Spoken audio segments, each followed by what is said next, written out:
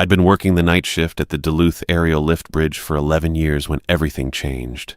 11 years of 10-hour stretches in a glass-walled control booth 60 feet above the harbor, watching ore boats and tankers slide through the canal like ghosts made solid.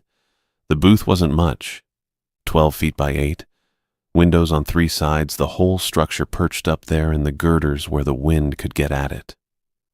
Winter nights, the glass rattled in its frames. Summer, the heat turned it into a greenhouse that no fan could quite cool. But I knew it the way you know your own house in the dark. Every gauge had its particular quirk. The main hydraulic pressure indicator stuck at 40 psi until you tapped it twice with your knuckle. The bridge position readout flickered when the span hit the halfway point. Always had. Probably always would. The backup generator switch required a specific angle of pressure or it'd slip right back to the off position before the contacts engaged. 11 years of muscle memory. My hands could work the console in a blackout. The machinery sang its own song too. The main lift motor had a bass hum that dropped a quarter tone when it strained. The cable drums squeaked on the third rotation. Someone had greased the bearings wrong back in '98, and they'd never been quite right since. The descent brake released with a metallic sigh that echoed through the girders. I could tell you the bridge's position with my eyes closed, just from the sounds. Most nights I sat up there alone with the coffee pot and the radio, waiting for the ore boats that came through in the small hours. The work itself was simple enough. A ship radioed approach. I checked the schedule and the weather, confirmed their tonnage and draft. Then I hit the warning lights, sounded the alarm, and brought the span up. 138 feet of steel roadway rising to let them pass beneath. Waited while they slid through, then lowered it back down. 4 minutes, start to finish, if everything went smooth. The Port Authority paid me to be reliable, to know the equipment, to not screw up and strand traffic on both sides of the canal or, worse, drop a few hundred tons of bridge deck on some freighter's wheelhouse. I was good at it. Good at the routine, good at the solitude, good at staying awake while the rest of Duluth slept. What I valued most, though, wasn't any of that. It was a laminated card someone had left taped beside the radio. 3 inches by 5, the edges yellowed and starting to curl despite the plastic coating. The tape holding it had been replaced so many times there were layers of residue built up on the metal panel, a geological record of adhesive. Bentley White had left it there. My predecessor. I'd never met the man. He'd retired 2 months before I started, moved to Arizona for his lungs, according to the supervisor who trained me on the equipment. But Bentley had worked this booth for 34 years. 34 years of night shifts in this same glass box, watching the same black water. The card contained 5 rules written in faded blue ink. Ballpoint pen, the kind that skips and blobs. His handwriting was cramped, letters squeezed together to fit the space. You could tell he'd written them carefully, though. No crossouts.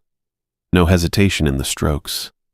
The Port Authority never officially acknowledged the rules. They weren't in any manual, weren't part of the training. But every operator eventually learned to follow them. Nathan Stevens, the security guard who did rounds at the Harbor Administrative Building, had mentioned them my second week. We'd been talking over the radio, slow night, no traffic, and he'd asked if I'd found Bentley's card yet. "The one by the radio?" I'd said. "That's the one. You read it?" "Yeah." "You follow it." "Should I?" Long pause on his end, static in the hiss of the channel. Then, "Yeah, you should." He didn't elaborate, didn't need to. I'd memorized the first 4 rules within a month. They were specific, concrete, the kind of thing you could actually do. Rule 1. Never raise the bridge after midnight unless you can see the vessel's running lights. Simple enough. If a ship radioed approach after midnight, I looked out the windows. If I could see their red and green navigation lights, their white masthead light, I brought the bridge up.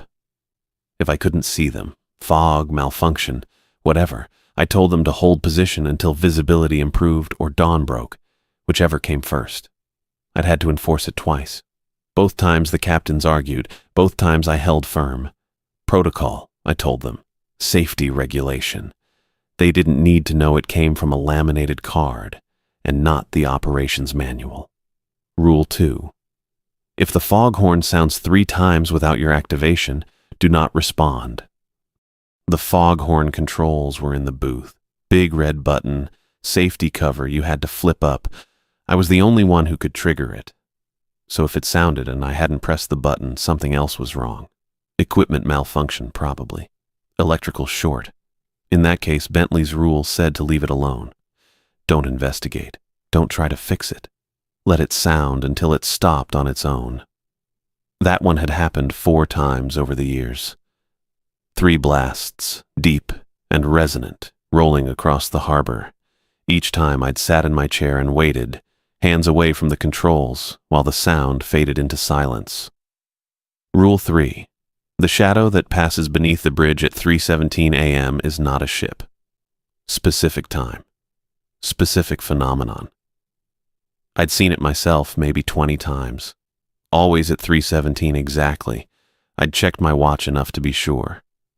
A darkness in the water, moving west to east through the canal. Longer than any freighter. No lights, no sound, no wake. Just a shadow, like something massive sliding past underneath the surface. First time I saw it, I'd reached for the radio. Almost called it in. Then I remembered the rule. Sat back, watched it pass. Took about 90 seconds from when it entered the canal to when it disappeared past the breakwater. Not a ship. Fine. I didn't need to know what it was.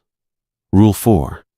When the water turns black, cut all exterior lights immediately. The harbor water was already dark at night, deep and cold, reflecting nothing. But sometimes it went black. Different kind of black. Absolute. Like the water had been replaced with a void. When that happened, I killed the bridge deck lights, the navigation markers, everything exterior. Sat in the booth with only the instrument panels glowing, waiting until the water returned to its normal dark gray. Happened maybe once a month. Never lasted more than 10 minutes. 4 rules. 4 specific instructions.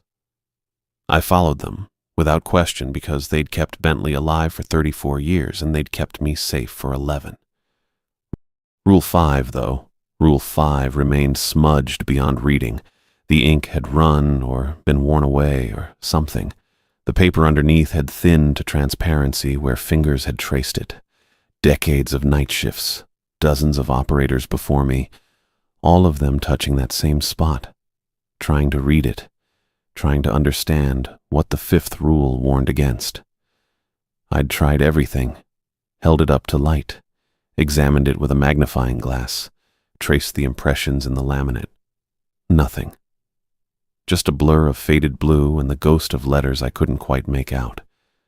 Sometimes during the quiet hours between ships, I'd stare at it, run my own finger over that worn spot, adding my touch to all the others.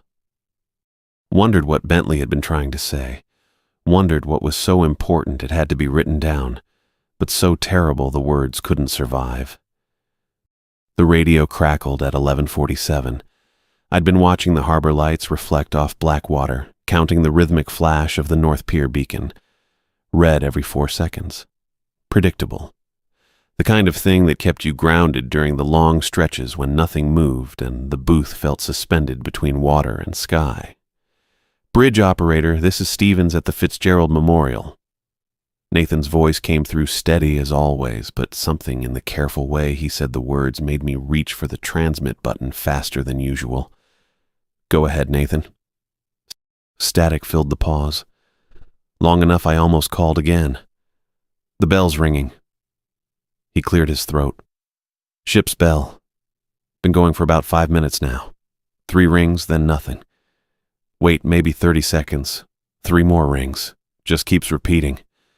I looked down at the canal below, at the museum ship's dark silhouette against the shoreline lights. The Edmund Fitzgerald Memorial had been docked there since 2003, a freighter repurposed to honor the wreck, the men lost.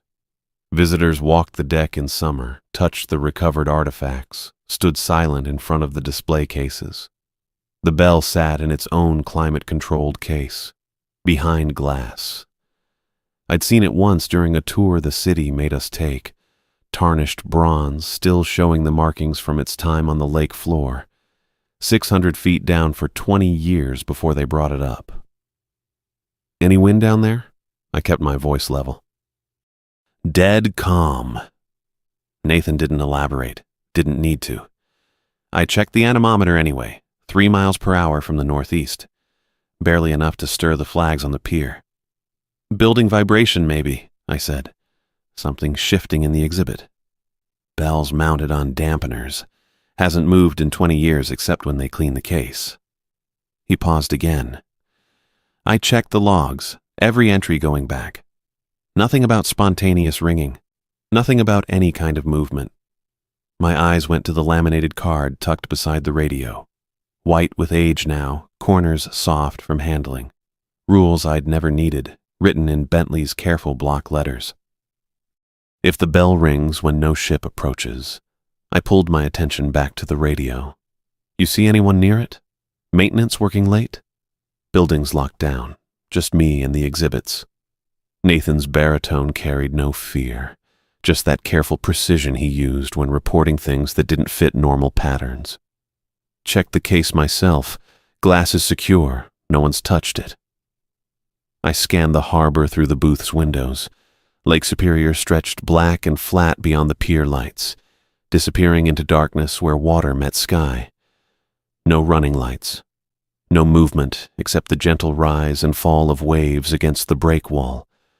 The schedule board showed nothing until 6:30 tomorrow morning. Algoma transport coming in with taconite from Silver Bay. Hold on.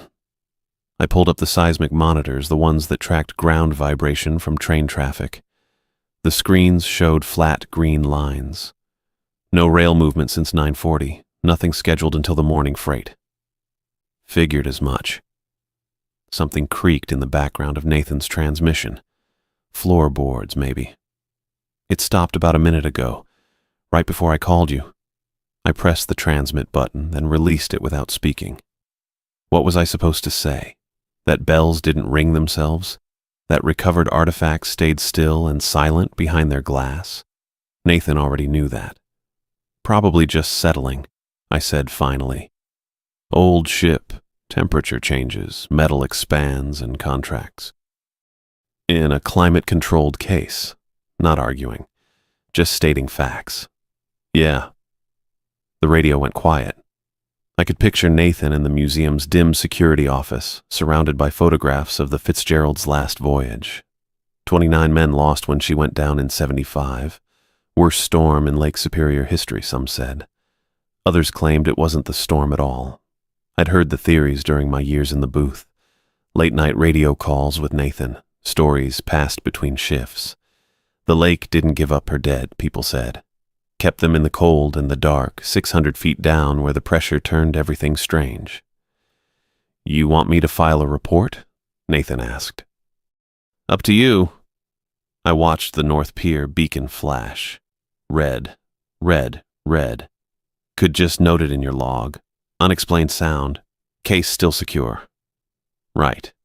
He didn't sound convinced. Neither was I. Call if it starts again. Will do. Stevens out. The radio clicked to silence. I sat there looking at the laminated card. My hand wanted to reach for it, flip it over, read through the rules I'd memorized 11 years ago, rules that had never mattered until tonight. If the bell rings when no ship approaches, confirm all vessels' positions. The harbor stretched empty. No vessels to confirm. 3 rings. Silence. 3 rings again. I pulled the logbook toward me and made the entry. Time. Nathan's report. My response. Clinical language that turned something wrong into routine documentation. My handwriting looked steadier than my hands felt. Outside the booth, the wind picked up slightly. 5 miles per hour now. Not enough to explain anything. I thought about Bentley.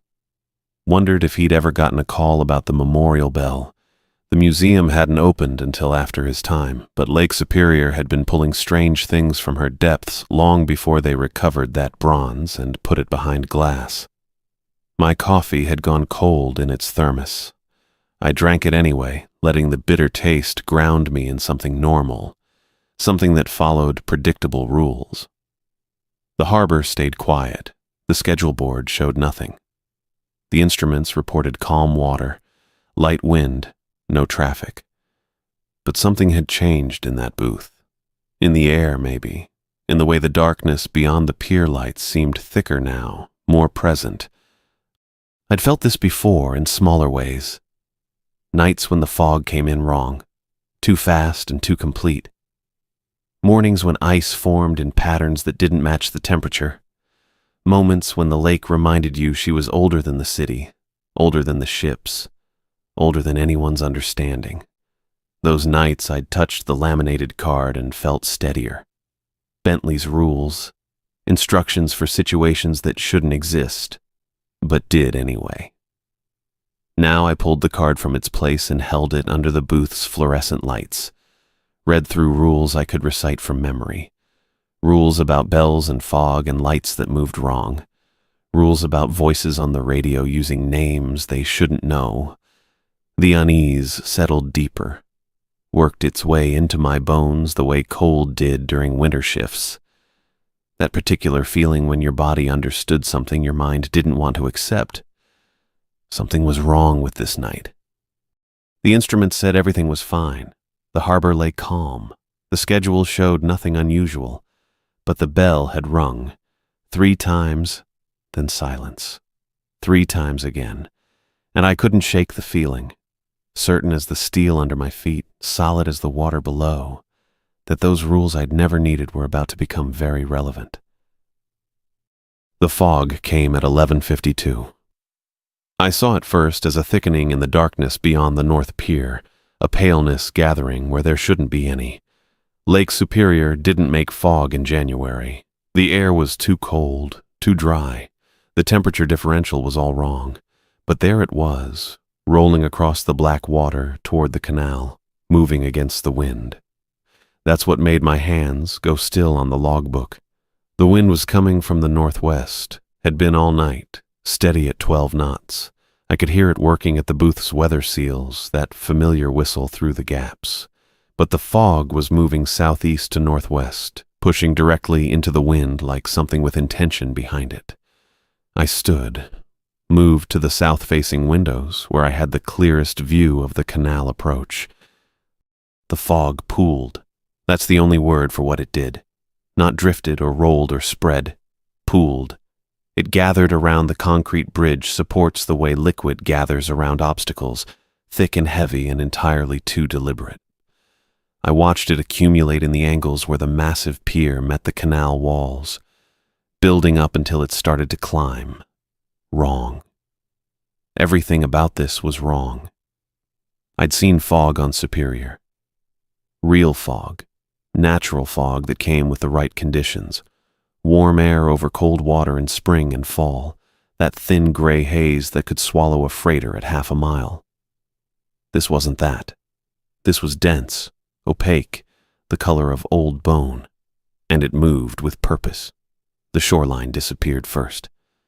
Canal Park, with its hotels and tourist shops all dark for the winter season, just ceased to exist.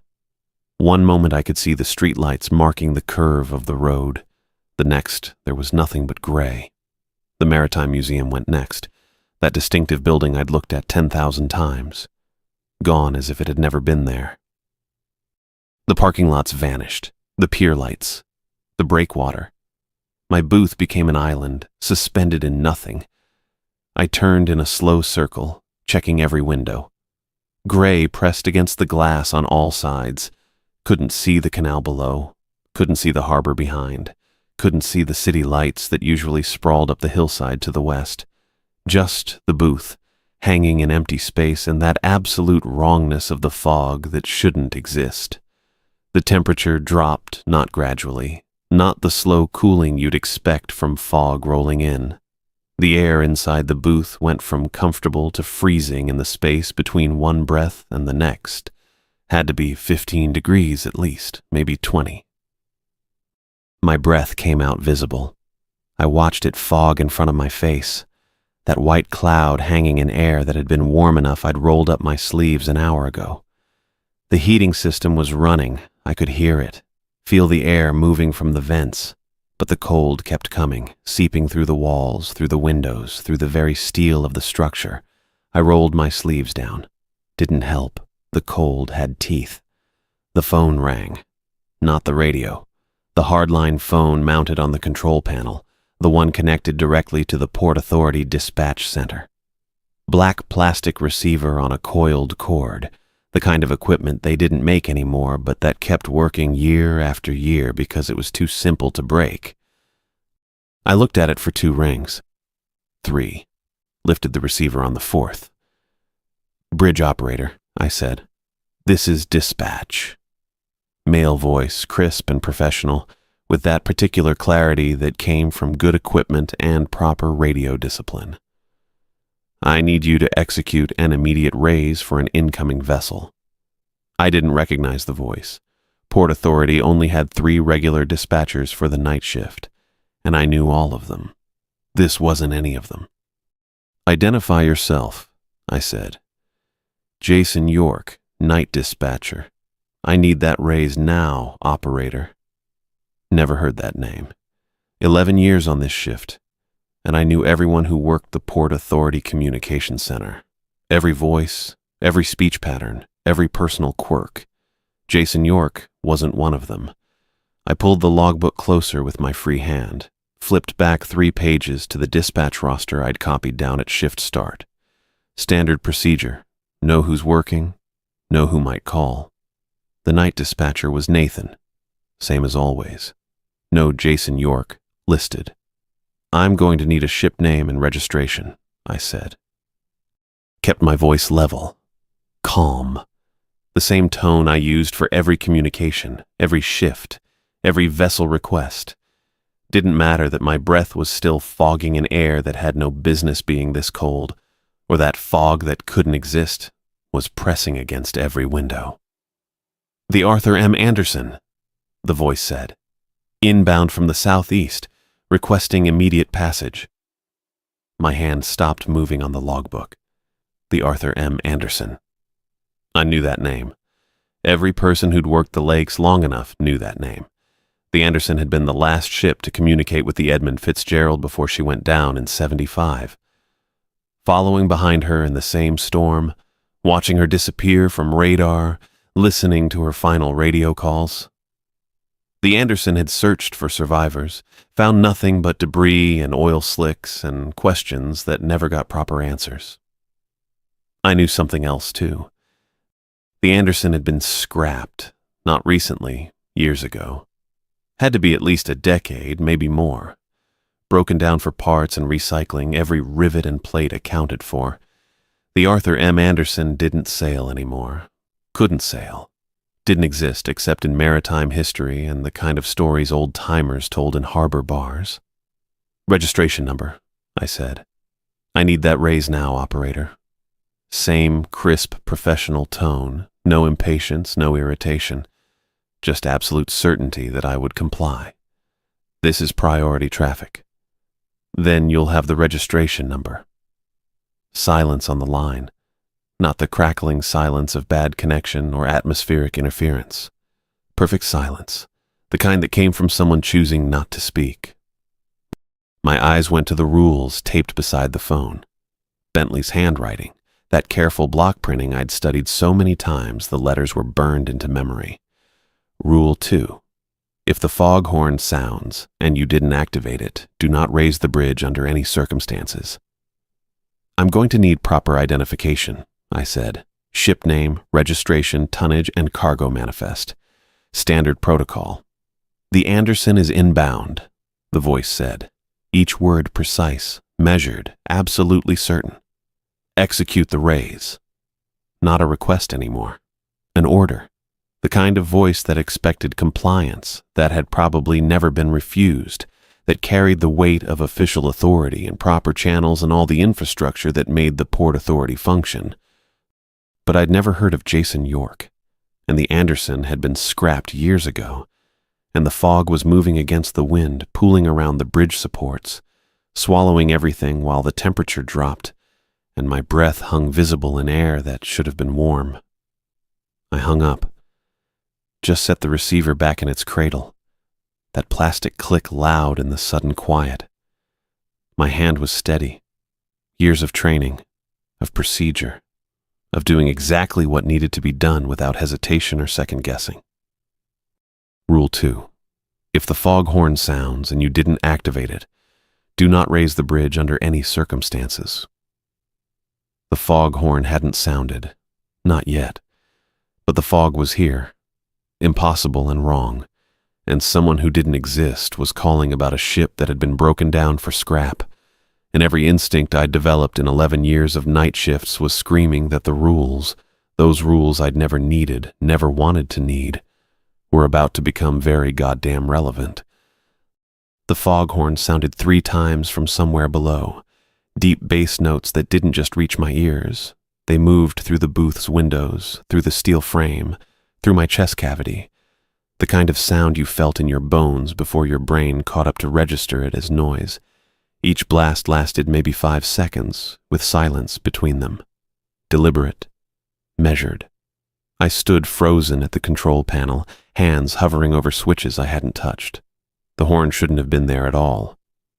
We decommissioned the bridge's fog signal system back in 2009, replaced it with the standard radio navigation alerts. The old horn itself had been removed. I'd watched the crew unbolt it from the South Pier Foundation, watched them haul it away on a flatbed truck. But that sound, Christ, that sound was unmistakable. The exact pitch and rhythm I'd heard 1,000 times during my first years on the job. 3 blasts, 3 times, just like the radio static. My fingers twitched toward the lift controls. Every instinct I'd built over 11 years screamed at me to respond to a signal, to check the gauges, to do something. The bridge operator responds. That's the job. That's what keeps boats safe and schedules running and the whole system functioning. I pulled my hands back, gripped the edge of the console instead. Rule 2. Don't touch the controls between midnight and 1 a.m., no matter what I heard. The metal felt solid under my palms, real. I focused on that, the smooth painted steel, the slight vibration from the heating system, the tiny imperfections where other hands had worn the surface smooth over decades. Bentley's hands, the operators before him, all of them standing right here, holding this exact edge, all of them keeping their hands away from the controls. Movement caught my eye through the glass, not on the water's surface, below it. A darkness within the darkness, a shape rising from somewhere beneath the bridge itself. I stepped closer to the windows, close enough that my breath started fogging the glass. Too big to be a boat. Way too big. The shape kept coming, pushing up through the black water. Angular. Wrong. Boats moved horizontally, following the surface, obeying the basic physics of buoyancy and displacement. This thing was vertical, rising straight up from the canal floor like something surfacing from a dive, except the canal was only 28 feet deep, and this shape was already taller than that. My brain tried to make it make sense. Submarine, maybe. But no submarine operated in the Great Lakes, and even if one did, it wouldn't fit in a canal designed for ore freighters. The water around it started changing. I'd been watching that gray-black surface for hours, knew every shade of it under the dock lights. Now it was darkening.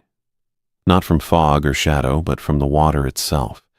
Like someone was pouring ink into the harbor, spreading out from where the shape rose. Gray to charcoal, charcoal to black, absolute black. My hand hit the light controls before I'd consciously decided to move. Rule 4. If the water turns black, kill all exterior lights immediately. The floods went dark. The deck lights. The navigation beacons I wasn't supposed to touch. Every switch got thrown, and the harbor plunged into darkness so complete it felt solid. My eyes hadn't adjusted yet. I was staring at nothing, at absence, at a void where the canal had been. Then I saw it. Not despite the darkness. Because of it. The shape was clearer now, edges sharp against the black water. A hull. Definitely a hull. Rising vertically straight up, water cascading from its surfaces in sheets that caught what little light remained from the distant shore. The sound of it hit me next. The rush and roar of tons of water pouring off steel, the deep groaning of metal under impossible stress. Not sailing, not floating, surfacing, like a whale breaching, like something coming up from depths that shouldn't exist in a canal that bottomed out at 28 feet. The deck came into view, twisted railings, structures that might have been cargo hatches or equipment housings, all wrong angles now, bent and warped. Rust showed in patches even in the darkness, great weeping stains down the hull. More water poured from the deck, from the railings, from every seam and joint. This thing had been underwater, deep underwater, for a long time. My throat had gone dry. I couldn't look away. The hull kept rising, revealing more of itself. Red paint showed through the rust, not bright red, faded, oxidized, the color of old blood, but unmistakable. That specific shade they'd used on ore carriers, that specific pattern of plating. I'd seen it in photographs, in the memorial displays at the Maritime Museum, in the documentary they played every November 10th at the Visitor Center, the Edmund Fitzgerald. The name didn't form in my mind all at once. It came in pieces, in fragments of recognition that my brain kept trying to reject. The hull shape, the railing configuration, that red paint, the way the superstructure was crushed and twisted, matching the sonar images from the wreck site. But the wreck site was 17 miles northwest of here, 530 feet down.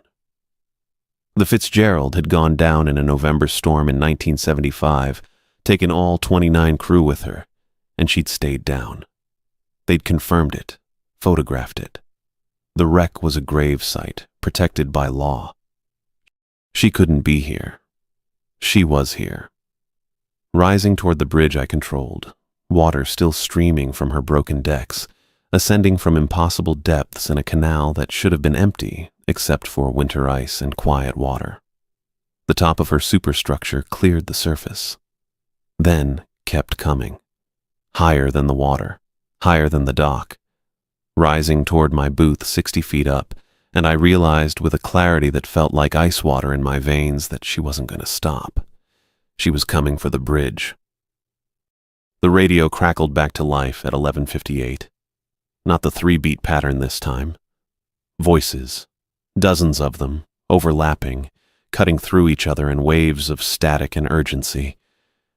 My hand jerked toward the volume knob before my brain caught up to what I was hearing. Bearing 270, winds northeast at 43 knots. Taking on water, forward compartments 3 and 4. Barometric pressure dropping 28.8 and falling. Different voices, different transmissions, all coming through my equipment at once, layered over each other until the words blurred into something that was almost music. Almost a song, the kind you didn't want to hear. I stood frozen at the console, watching the ghost ship hang there in the fog 60 feet below, and listened to men who'd been dead for half a century call out their final readings. Coordinates tumbled through the static, 47 degrees north, 85 west, weather reports in clipped professional tones that couldn't quite hide the strain underneath. Mayday signals that started calm and ended breaking. I knew these transmissions. Jesus Christ, I knew them. Every operator who worked the lakes learned about the Edmund Fitzgerald, the ore carrier that went down in 75, taking all 29 crew with her. They made us study the transcripts during training, made us memorize the timeline, made us understand how fast things could go wrong on Superior when the weather turned. I'd read Captain Joseph Austin's final communications 100 times, knew the cadence of his voice even though I'd never heard the actual recordings. "We are holding our own." That's what he'd said, right before the waves got too high and the hull gave out. Now his voice was coming through my radio, not a recording, not a replay from some archive, coming through my equipment, through channels that should have been empty, through frequencies that belonged to the bridge and nothing else. List increasing, starboard side taking the worst of it. Visibility 0, can't see the bow from the wheelhouse. Pumps running full, can't keep up with the intake. The voices kept coming. I recognized the pattern from the official reports, the progression. First, the routine weather updates, then the acknowledgement of problems, then the requests for assistance that came faster and more desperate as the situation deteriorated. They were playing in sequence, like a recording stuck on a loop, cycling through the same terrible hour over and over. My throat had gone dry. I reached for the radio, thought about responding, thought about breaking in to tell them, what? That they were already gone? That the ship they were trying to save had been scattered across the lake bed for 50 years? My hand hovered over the transmit button. Didn't press it. Something told me that would be worse, that acknowledging them would be crossing a line I couldn't uncross. The ghost ship hadn't moved, still hung there below the bridge span, bow pointed toward the canal entrance, waiting. The fog swirled around her hull in patterns that didn't match any wind I could feel. Through the control booth windows I could see every detail, the rust streaks down her sides, the ice coating her railings, the running lights that shouldn't be lit. She sat exactly where a ship would stop when requesting bridge clearance. Exactly where vessels always paused, waiting for permission to pass through. The radio voices continued their litany of disaster, coordinates, wave heights, hull stress reports. All the clinical language sailors used to describe the moment when Lake Superior decided to take what it wanted. And standing there, listening to dead men call out numbers that hadn't mattered, couldn't have mattered because help never came and the lake never cared, I understood. Rule 5.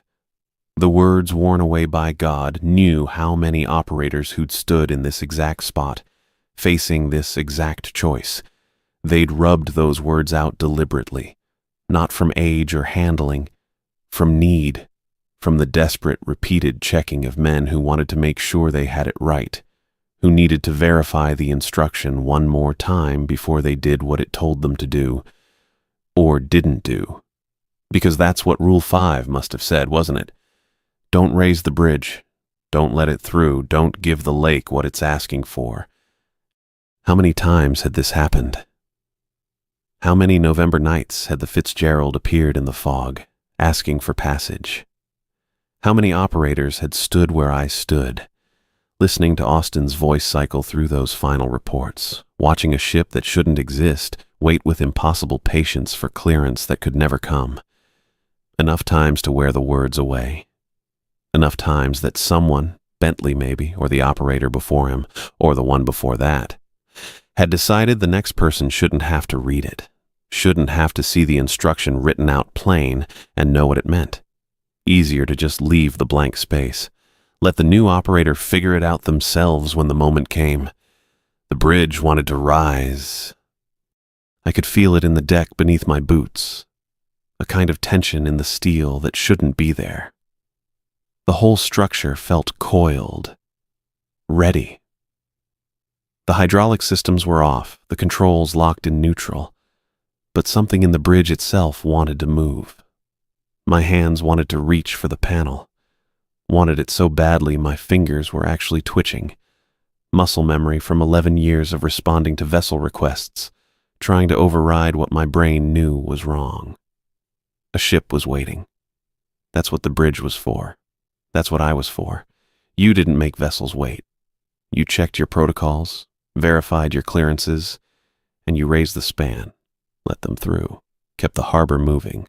The Fitzgerald needed to pass. She'd been trying to reach harbor when she went down. 17-foot waves and a November gale, and a hull that couldn't take the stress.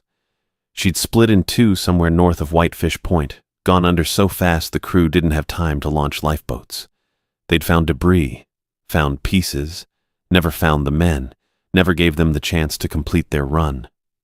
My hand was halfway to the controls before I realized I'd moved. I jerked it back, pressed my palm flat against the cold glass of the window instead, feeling the condensation wet against my skin. Because raising the bridge would open something. I knew that. Knew it the way you know not to touch a hot stove, not to walk on thin ice, not to turn your back on Superior when the wind picked up. The kind of knowledge that lived in your gut, deeper than thought. The rules existed for a reason. Someone had written them.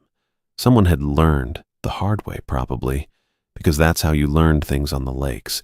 What happened when you didn't follow the protocols, when you gave in to what seemed reasonable, what seemed right, what seemed like simple human decency. Previous operators had faced this, had made choices, had discovered consequences, and they'd written it down. Rule 5. The instruction that got checked so many times, the words wore away to nothing. Don't raise the bridge. Don't let the ghost ship through. Don't open the passage for something that's already gone. Because if you did, if you threw the switches and engaged the hydraulics and lifted that span, what came through wouldn't be just a ship. Wouldn't be just the Fitzgerald completing her final run. It would be everything the lake had taken. Every vessel. Every crew. Every November storm and August calm that had claimed lives and swallowed ships and left nothing behind but coordinates and memorial bells. The weight of that knowledge pressed down on my shoulders, pressed down on my chest, made it hard to breathe in the close air of the control booth. 50 years of ghost ships waiting in the fog. 50 years of November nights when the Fitzgerald appeared and asked for passage. 50 years of operators standing exactly where I stood, listening to Joseph Austin's voice call out coordinates that led nowhere, watching a ship that shouldn't exist wait with the patience of the drowned. 50 years of saying no, of leaving the bridge down and the passage closed, and the dead on the wrong side of whatever line separated their world from ours. My hand was shaking against the glass. Outside, the Fitzgerald waited. Inside, Austin's voice cycled through weather reports that didn't matter anymore. And I stood there, feeling the weight of every operator who'd come before me, every choice they'd made, every night they'd stood watch against something that shouldn't be possible, but was. The weight of knowing what Rule 5 had said, the weight of understanding why the words were gone, the weight of being the one who had to decide right now whether to follow rules I'd never read or raise the bridge and find out what happened when you didn't. My hand moved past the controls, past the lift mechanism, past the hydraulic overrides, past every switch I'd touched in 11 years of night shifts, went straight to the red lever mounted behind protective casing on the booth's right wall, the emergency override. The system that locked the bridge in place regardless of any commands, any pressures, any goddamn thing trying to make it move. I'd tested it exactly once per quarter, per regulations. Pulled it just far enough to verify the mechanism engaged, then reset it before anything actually locked. The casing felt cold under my fingers as I flipped it open. The lever itself was painted safety red, wrapped in textured grip tape that had gone smooth in places from decades of quarterly tests. Bentley's handwriting on the card was still in my peripheral vision. Do not raise the bridge. The Fitzgerald kept rising outside, rust-streaked hull filling my view, water streaming from her deck plates, the fog coiling around her superstructure in patterns that hurt to track. Those voices on the radio, dozens of them, hundreds maybe, all calling out coordinates and bearings and warnings that overlapped into something that sounded almost like singing. I pulled the lever. The mechanism engaged with a sound I felt before I heard it. A grinding shriek of metal on metal that came up through the booth's floor, through the support columns, through every rivet and weld in the bridge's frame. The kind of sound that meant something massive had just stopped moving, something that wanted very badly to move but couldn't. The hydraulic system screamed in protest. Pressure alarms started blaring, high-pitched electronic shrieks that cut through the radio static and the foghorn's lingering resonance. The booth shuddered hard enough that my coffee mug walked itself off the console and shattered on the floor. Hot liquid splashed across my boots. I didn't look down. The bridge deck had started to lift, maybe 3 inches, 4 at most, before the override caught it, locked it solid mid-motion with that grinding shriek still echoing through the framework. Below, the Fitzgerald stopped rising. Just stopped. Not gradual, not settling back. She froze in place like someone had paused a film reel. Water still streaming from her deck, fog still coiling around her hull, but that upward momentum just ended. Hung there for 1 breath, 2, while the pressure alarms kept screaming and my hand stayed locked on that red lever. Then she started to sink. Slow at first. The pilot house descending back into that unnatural fog. The radar mast disappearing, the stack with its faded lettering sliding down past my line of sight. Faster then. The whole superstructure dropping like she'd been released from cables, back toward whatever depth had held her for half a century. The fog swallowed her in thick rolling banks that looked almost solid, almost deliberate in how they wrapped around her hull. The voices on the radio rose to screaming. Not words anymore. Not coordinates or bearings or any kind of language I could parse. Just raw sound. Dozens of throats opened in something between rage and anguish, overlapping into a chorus that made my teeth ache. The booth's speakers rattled with the volume. Static cut through it in jagged bursts, but underneath I could still hear them. All those voices. All that need. The last piece of the Fitzgerald's hull disappeared into the fog. The screaming cut to static. Pure white noise that filled the booth like pressure, like weight. My ears rang with the absence of those voices. The emergency override lever was slick under my palm. Sweat, I realized. My whole hand was shaking. The fog began to thin, not lifting, sinking, settling back down onto the water's surface in thick banks that spread across the harbor mouth, across the canal, until everything below my booth was just gray, formless nothing. The North Pier beacon kept flashing its 4-second rhythm somewhere in that murk. Red pulse, darkness, red pulse. The only proof there was still a world down there. I held that lever for another 10 minutes. Held it until my hand cramped, until the pressure alarms finally shut themselves off, when the system recognized the override wasn't a malfunction. Held it until my legs started shaking from standing locked in place, every muscle tensed against some impact that never came. The static on the radio faded to silence around 12:15. I let go of the lever then, flexed my fingers until feeling came back. The booth felt too quiet without those voices, without the foghorn's resonance, just the normal sounds. Ventilation system, my own breathing, wind against the windows. The coffee on the floor had stopped steaming. I didn't reset the override. Left it engaged, bridge locked in place, while I sank into my chair and watched that fog slowly dissipate across water that looked black and still and completely ordinary. Dawn came at 7:03. I watched it happen degree by degree, the sky going from black to charcoal to that pale gray that meant morning on the lake in January. The fog had lifted sometime after 3, just thinned and scattered like regular weather, leaving the harbor looking exactly as it should. Freighters waited at anchor in the outer bay, their running lights still visible against the growing daylight. A bulk carrier I recognized, the James R. Barker, sat low in the water about 2 miles out, probably loaded with taconite from the Iron Range. Gulls circled the fish processing plants on the Minnesota side.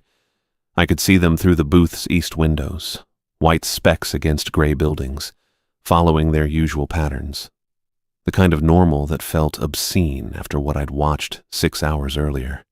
The harbor didn't care. The lake didn't care. Everything just continued like the Fitzgerald hadn't tried to rise from 50 years of cold darkness. Like those voices hadn't screamed through my radio.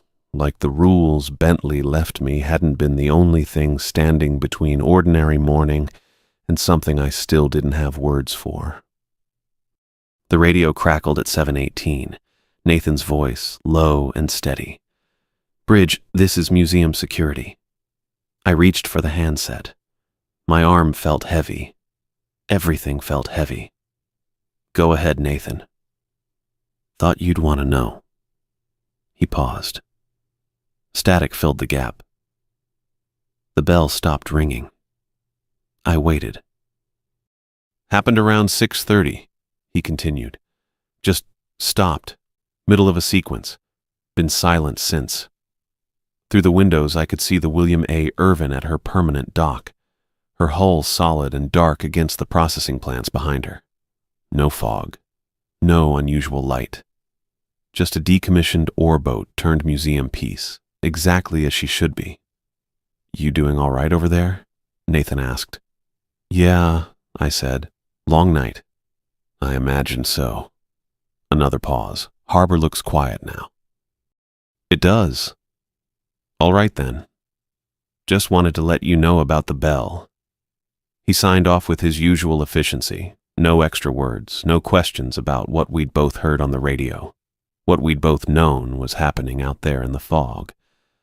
That's how it worked. You reported what needed reporting. Everything else you just carried. I set the handset down and looked at the card mounted beside my console. 5 rules in Bentley's handwriting, that worn spot where a 6th had been before he'd erased it hard enough to tear the paper. My shift ended in 42 minutes. Day operator, a guy named Collins, who'd been working the bridge for maybe 3 years, would take over at 8, and he'd ask why the emergency override was still engaged, and I'd tell him there'd been a mechanical issue during the night that needed inspection before we returned to normal operations. He wouldn't question it. But someone else would work this booth someday. Someone who'd never met Bentley, never learned his rhythms, never understood why certain rules existed. Someone who might not have a card at all if I didn't do what needed doing. I found a pen in the console's top drawer. Black ballpoint, the kind with the Bridge Commission's logo printed on the side. Held it over that worn spot where Bentley's words used to be. My handwriting wouldn't match his. Mine was blockier, less elegant, shaped by years of filling out shift logs and maintenance reports rather than whatever had formed his careful script. But that didn't matter. What mattered was the words. I wrote, "The lake remembers its dead. Some passages must stay closed. Not quite a rule. Not like the others with their clear directives. But true in a way that made my chest tight. In a way that felt like the only honest response to what I'd witnessed. The Fitzgerald had gone down with 29 men, 29 souls who'd fought through 40-foot seas and hurricane winds before the lake took them, and something of them remained. Something that tried to rise, to cross back through, to use the bridge's opening as passage from wherever they'd been trapped for half a century. I'd kept that passage closed. The ink dried quickly in the booth's dry air. I set the pen down and read through all 6 rules again, top to bottom, the way Bentley must have intended. The way every operator who came after me would read them, if they were smart. If they understood that some traditions weren't superstition, but survival. Collins arrived at 7:57. I heard his boots on the stairs, heard him pause at the top to catch his breath the way he always did. He came through the door with coffee in hand, and that easy morning energy of someone who'd slept through the night. "Grayson," he said, "how was it?" Quiet. I stood, gathered my thermos and the sandwich bag I'd never opened. Got the emergency override engaged. Had some weird pressure fluctuations around midnight. Might want to have maintenance check the hydraulics before you run any lifts. He frowned, set his coffee down, moved to the console. "Everything locked up okay?" "Solid. Just don't want to risk it until someone's looked at the system." "Fair enough." He was already settling into the routine, checking gauges, scanning the harbor. Wouldn't see anything unusual. Wouldn't have any reason to look at the rules card. Wouldn't notice the sixth line that hadn't been there yesterday. I headed for the door. "Grayson?" I stopped, turned. Collins was looking at the harbor, not at me. "Nathan mentioned some weird radio traffic last night. You hear anything?" "Atmospheric interference," I said. "Happens sometimes in winter." He nodded, accepting it. Why wouldn't he? The harbor looked normal. The lake looked normal. Everything was exactly as it should be, and the alternative, the truth, was something you didn't speak aloud unless you wanted people questioning whether you should be working 60 feet above a shipping canal. I took the stairs slowly. My legs were stiff from standing, from tension, from whatever toll the night had taken that I'd only started to feel now that it was over. The morning air hit me when I pushed through the lower door, cold and clean, carrying the usual sense of lake water and diesel fuel and the fish processing plants when the wind came from the right direction. The harbor spread out before me. Ordinary. Commercial. The kind of working waterfront I'd known my entire adult life. But I left the booth knowing I'd kept something terrible from crossing through. Knowing that the rules Bentley left weren't madness or superstition, but hard-won knowledge written in the only language that mattered. The language of what works when nothing else will. Knowing that some doors, once closed, need to stay that way. The lake was quiet. The dead were back where they belonged. And I walked to my truck, thinking about all the future operators who'd read that card, who'd see 6 rules instead of 5, and maybe, they'd understand before they needed to, before the fog came back, before the bell started ringing, before something rose from the deep asking for passage we could never grant.